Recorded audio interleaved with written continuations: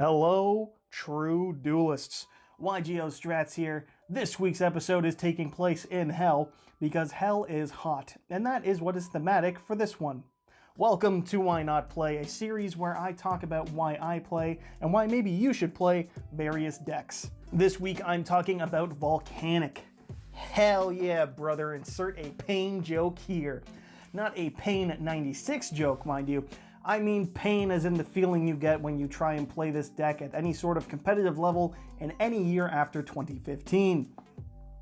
Volcanic is an old-ass archetype, and thanks to the actions of one man, lives on in the community's consciousness.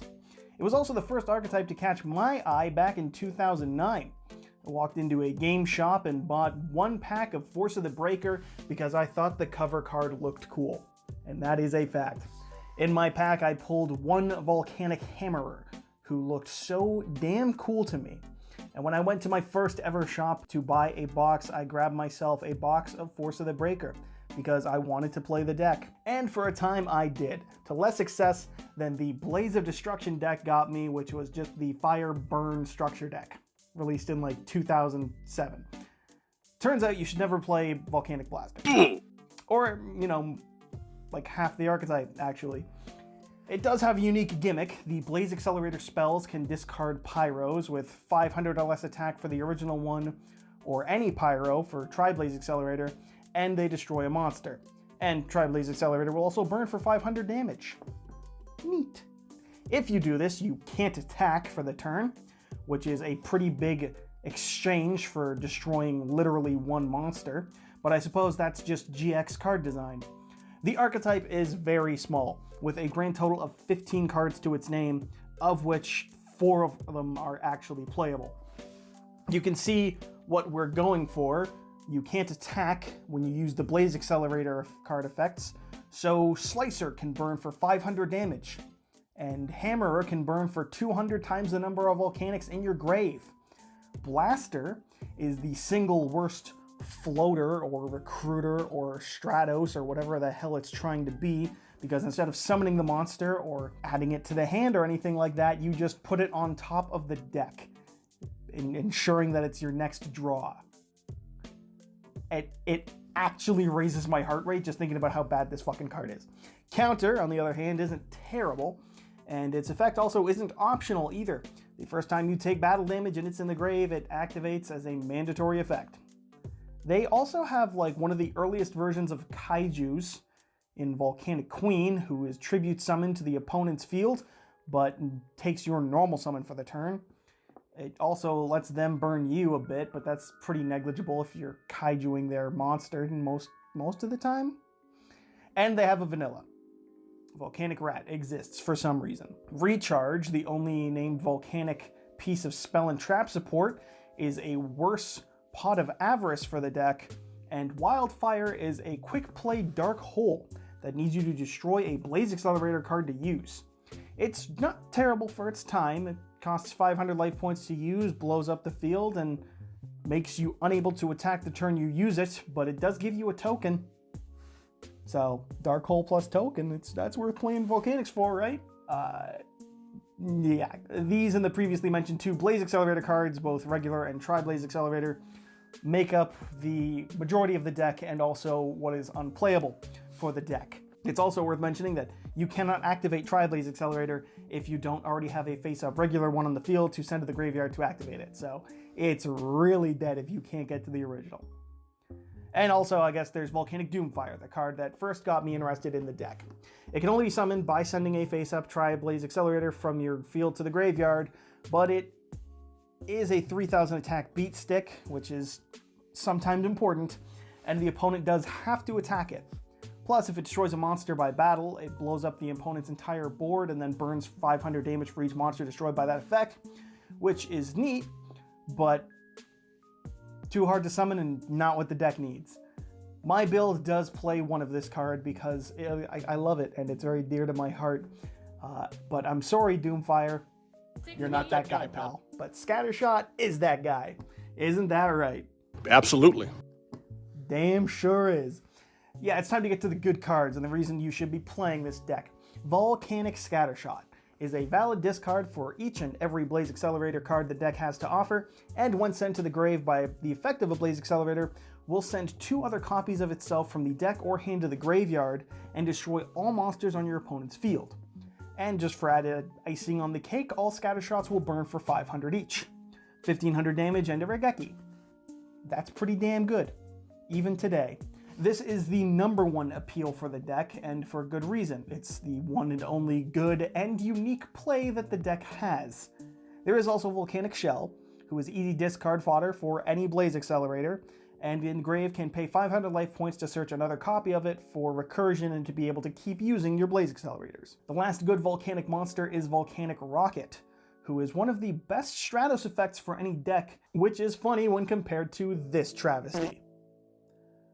Fuck you, Blaster. Get the fuck out of here. Able to add any Blaze Accelerator from deck or graveyard to hand means even if the opponent gets rid of the Blaze Accelerator you have on field, you can still recover it. But I said the Blaze Accelerators suck, and the spell versions of it do.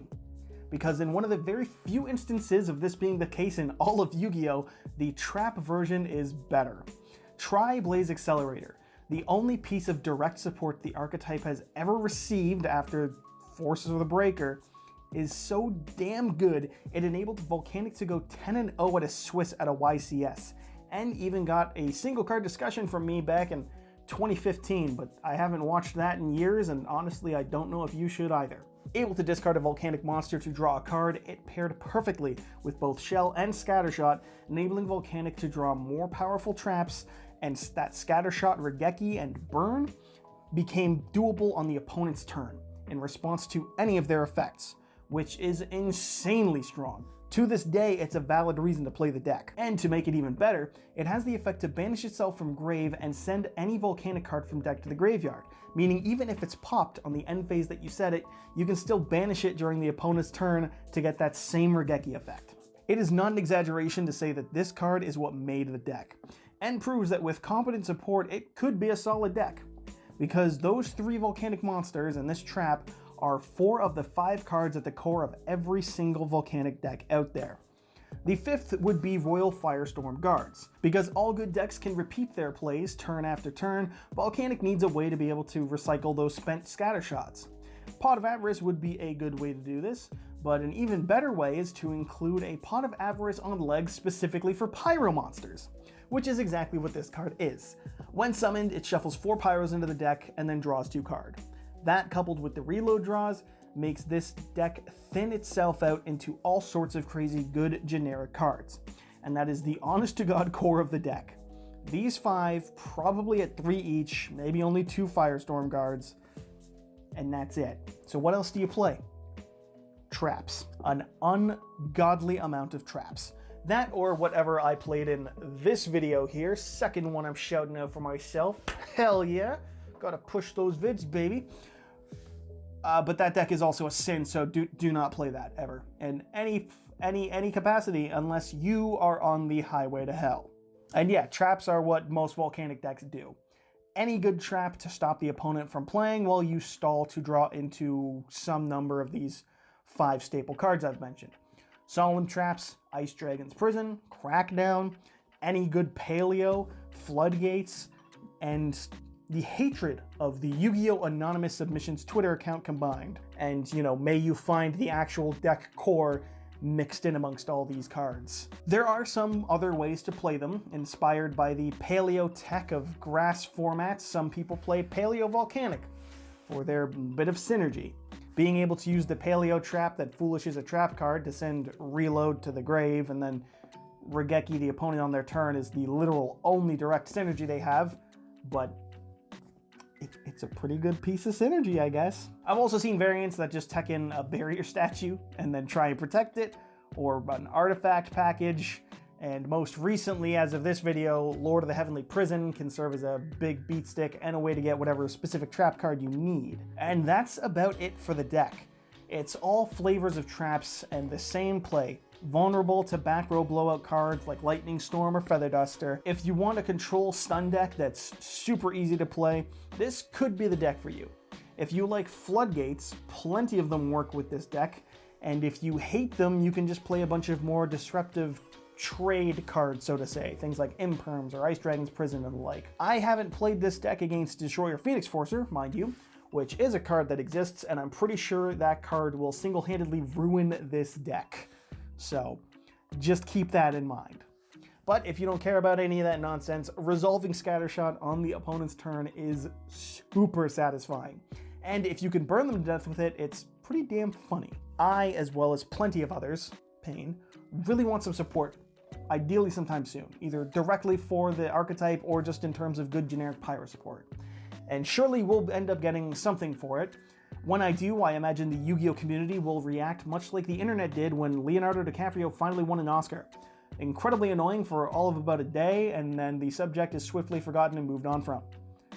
This is my list. I've always been fond of the 2015 Magic Planter build. It does lean itself a bit more towards Floodgates, but I don't personally play them to try and make it bearable when playing against friends. The win con is as much scapegoat these days as it is scattershot shenanigans because I'm not a smart man. That's about all I can think of in terms of actually innovating this deck. It's nothing special beyond maybe the one Doomfire, which is summonable by sending the trap from the field. I gotta play him. He is my boy in this deck. And that is about it. Thank you so much for watching. Leave a like and a comment if you enjoyed day 1163 of waiting for good Volcanic and Pyro support. And as always, subscribe to YGO Strats so that you too can become a true duelist.